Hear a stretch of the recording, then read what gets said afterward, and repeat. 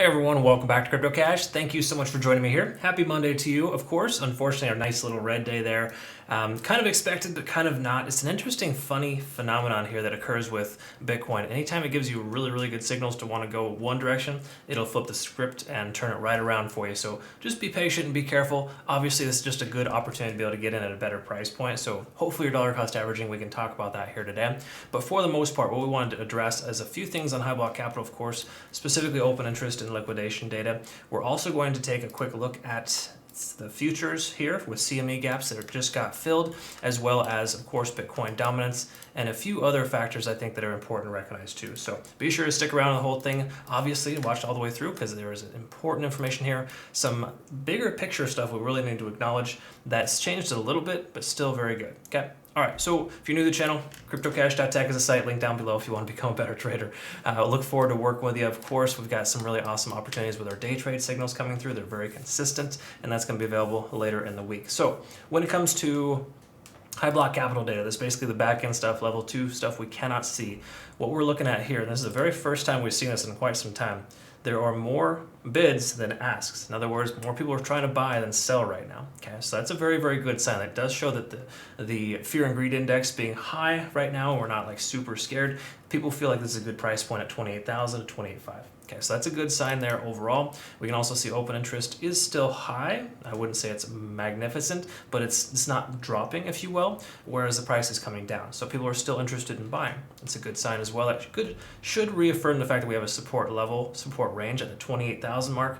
Again, worst case scenario, that 27,000 mark. All right, so again, looking really good there. We also can see a lot of longs got liquidated. Big surprise when the price dropped by a good, 2 or 3% in a matter of like 2 or 3 minutes. It was pretty intense last night. I saw that just before I went to bed, and unfortunately, that hurt a lot of folks. But hey, you got to get back up. That's why I always recommend to my community members, never use large leverage, and if you are, ensure the position size is small and you're not using much of your portfolio size, so you ensure you don't get liquidated. You can ride out these storms. Okay, so promise you that if you stick to that strategy, you'll be just fine. Do not open too many positions at once. But let's take a quick look here at this here, right? So this is liquidation data. This is roughly last week, so it's got about 2 or 3 trading days here.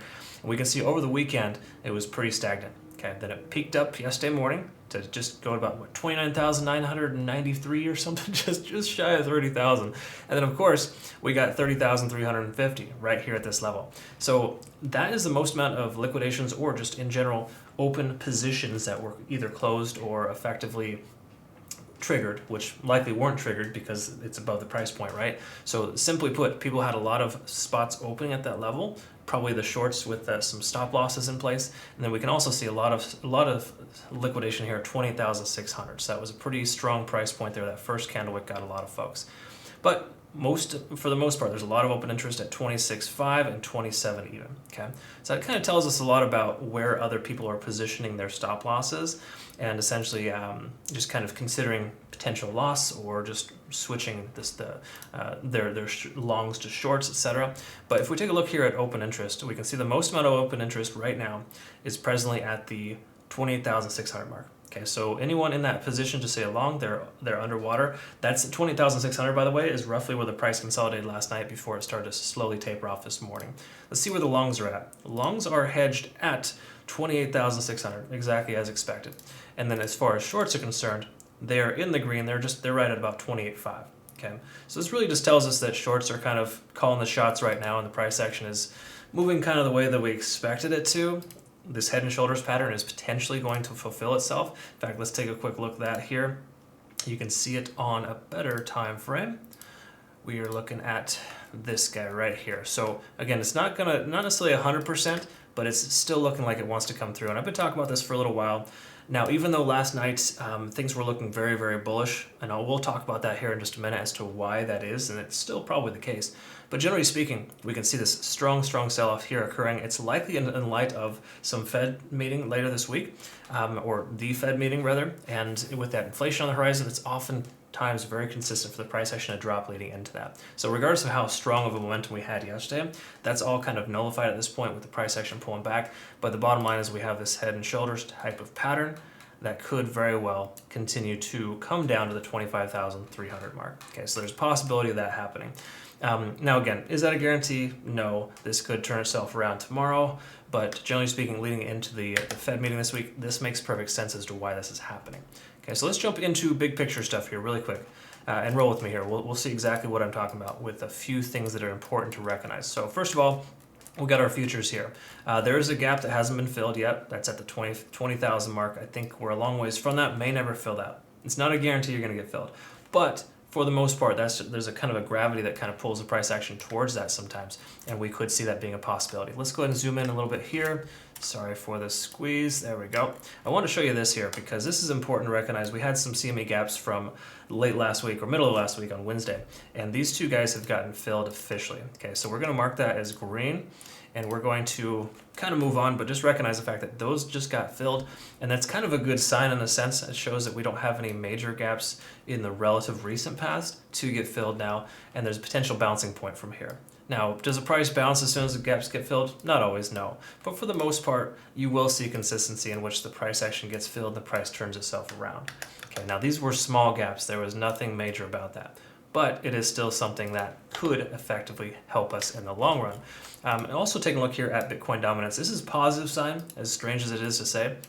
But with Bitcoin dominance getting rejected here at this 49% mark, that allows for altcoins to effectively be able to start surging. Okay, now it's not going to necessarily be a massive surge, but when we saw this last happen, when Bitcoin came up to about 31,000, got rejected, came back down to about 28, 27, we saw a lot of alts just jump up at that point. So we could very well see more alts get hit here positively once this sell-off from Bitcoin happens. So keep in mind, Bitcoin dominance is coming down, price is coming down. That means money's going into Tether, USDT, or the like, and it's going to be on the side and ready to go for altcoins, okay? Because altcoins are 2 to 3x of Bitcoin to the downside right now, right? So why wouldn't they become stimulated with that extra money available in the market that's outside of Bitcoin now, okay? So it's kind of like this interesting cycle that occurs, and it's fascinating to see, but that's roughly, we're at the beginning of phase of that. So yes, the sky is falling today. We will see some red for the most part, but we will also see a swift recovery from a lot of vaults in most cases. Okay, so this is something I sent out last night on my Twitter, just kind of something to kind of pay attention to here, and the fact that this is a support range, which keep in mind today's candlestick hasn't closed yet, but it's looking fairly indicative. It wants to close below that. So we're essentially in bearish territory. Now, bearish doesn't mean that like we're breaking bearish and we're totally done, because we got a massive support range here based on volume. Okay, so we got a tremendous amount of support in the range that we're at right now. But we also have the potential of the price dropping much further too if we do lose that 27,000 mark. Okay, so there is a good chance we will just see the price kind of double bottom, if you will, and continue higher. That could be. But at this point, we want to expect the worst and hope for the best. And in most cases, hope doesn't really have any place in trading, right? So try not to hope too much. That's why you expect the worst first, right? So expect the worst, hope for the best, and obviously never take a trade based on hope. But that being said, where you're at right now, we are in mostly bearish type of scenario here, basically just meaning that people are going to flip in their mind that they want to start taking a lot of shorts, or just generally speaking, they're going to wait for the bottom to come in first before they invest. So basically it just means the whales are battling it out right now in a lot of ways.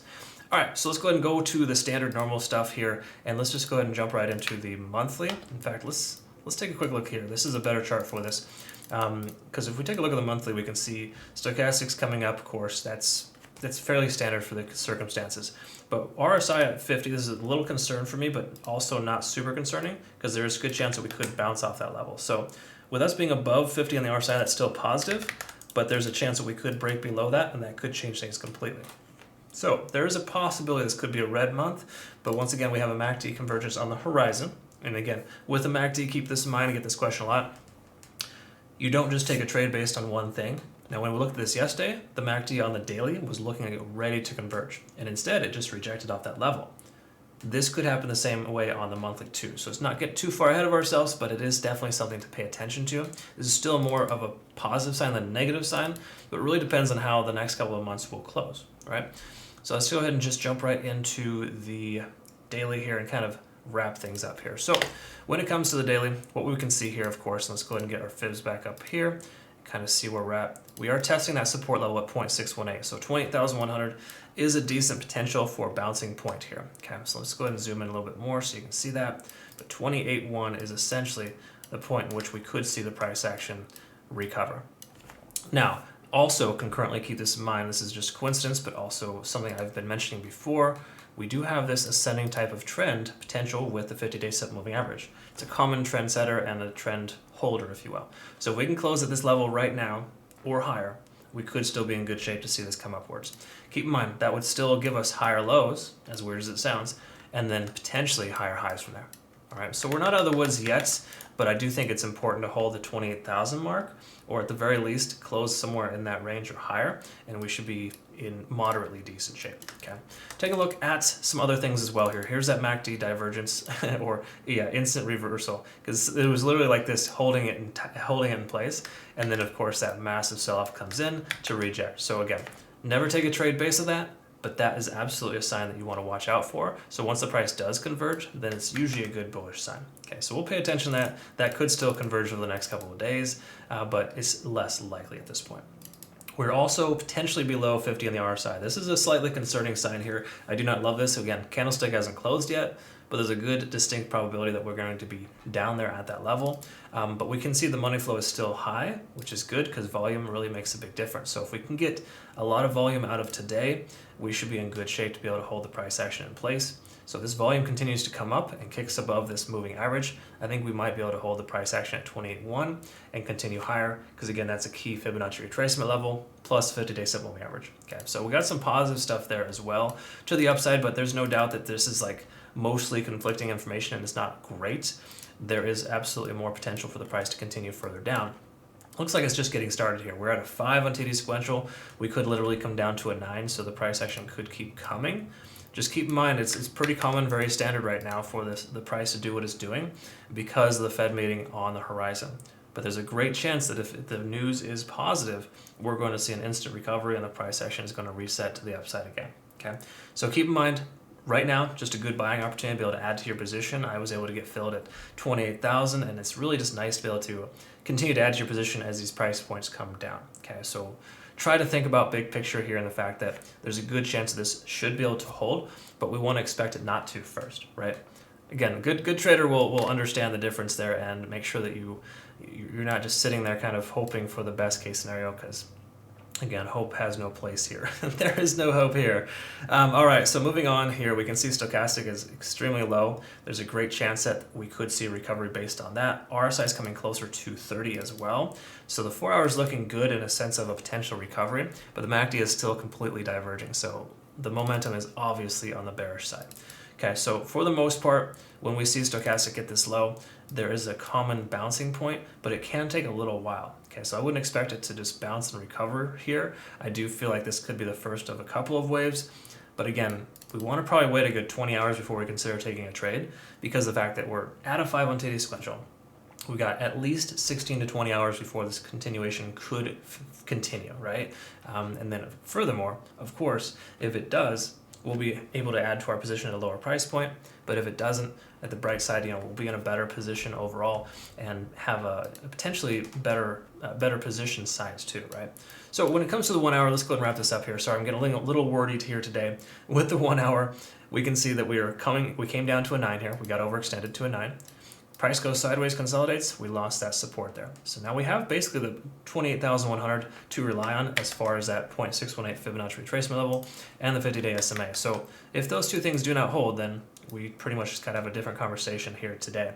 That being said, consider adding to your position. I would say, of course, at this point, when it comes to the 1 hour, the last thing we want to take a look at is the cloud, and this is pretty much just telling us we have massive amount of momentum to the downside, and there's no reason to really take a long position just yet. Okay, so it hasn't fully come to fruition. So in other words, conversion line is way below the baseline. That's a tremendous amount of momentum. The lagging span being free and clear here tells us that unless we can, in the next 12 to 24 hours, consolidate and go sideways, there's more room for potential for further downside. Okay, so I'd expect the price to come down first before it goes up any further, but the bottom line is that there's no real green lights here to take along.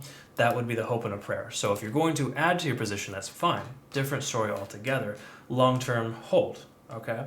But when it comes to a swing trade or a day trade, you kind of avoid this altogether for the moment and wait it out. Okay, that's just the important thing to do right now because you never truly know where it's going to go. So I hope this was beneficial. I know it kind of sucks to have a red Monday. These do happen a lot though when there's profitable weekends. It's also one of those things where, again, we got some Fed stuff coming up this week. We're going to cover that with a live stream, of course, with our roundtable discussion. Be sure to check that out. But the bottom line is that it's not a great situation right now, and you just kind of gotta stay on the sidelines and wait it out because a good trader will essentially just wait for the right opportunity and try not to FOMO in. Okay, so do your best, and if you have a position open, of course, right now, just hold on tight and make sure you adjust your stop losses and ensure the position size is small so you can wait out the storm if you have to. Okay, once again, I recommend that for all my community members, regardless of what's going on. Okay, so thanks again so much for joining me here. One last question, etc. If you could please help us out, help us grow our community here over on Twitter. We're trying to get that up and running. A lot of good fundamental technical data. Ensure you enable alerts so you can get notified of everything that we send out because we have a lot of good fundamental data and obviously a little bit of sense of humor along the way too, right? Because we got to kind of make this a little light in the big picture because cryptocurrency can get kind of crazy sometimes, so it's important to recognize certain things at the right times. So that's what we like to keep you on top of. So thanks again for joining me. We'll look forward to seeing the next one. Have a great rest of your day.